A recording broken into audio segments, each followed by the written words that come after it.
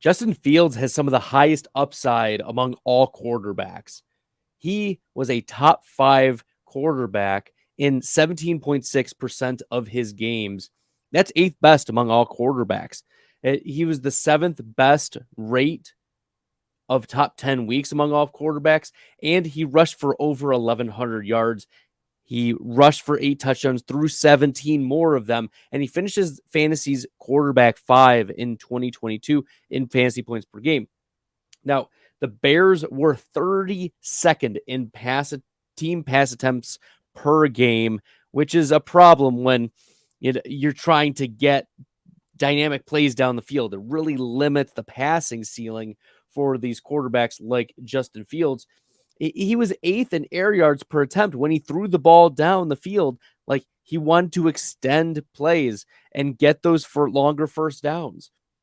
But it was either him rushing or throwing deep. That's pretty much how it worked out for Justin Fields. He was 5th in best ball points added, which was a nice value. You were drafting Justin Fields in the 3rd round of Superflex leagues, or you were drafting him like, I don't know, 8th, 9th rounds of your regular best ball leagues, and he was showing out for you for most of this second half of the season. And he averaged 76.2 yards per game on the ground, the best in the NFL. But it wasn't just that Justin Fields was on the Bears who threw the fewest pass attempts per game, but he also had the worst PFF pass grade among all quarterbacks with 400 or more dropbacks. There's still a lot to be proven for Justin Fields. Maybe it's that he had no one to throw to. Maybe it's that the staff just didn't trust him with intermediate or short throws that would be maybe graded higher.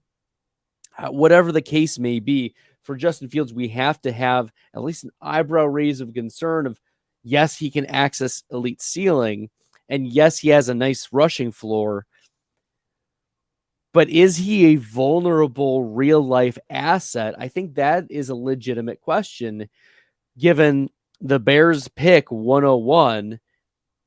Is it Justin Fields or is it the 101 that's getting dealt? Because one of those is going to get dealt this offseason. I think the Bears are going to roll with Justin Fields. I think the Bears would be able to get more for that 101 pick versus what they would get for Justin Fields. And the differential of assets would be better for keeping Justin Fields based on what progress they've made in the system for him, how they've tailored the offense around Justin Fields, and frankly, how the coaches have coached him up. They've invested already in Fields. So I think they're going to stick with him and they're going to trade the 101 is how I think it's going to go down.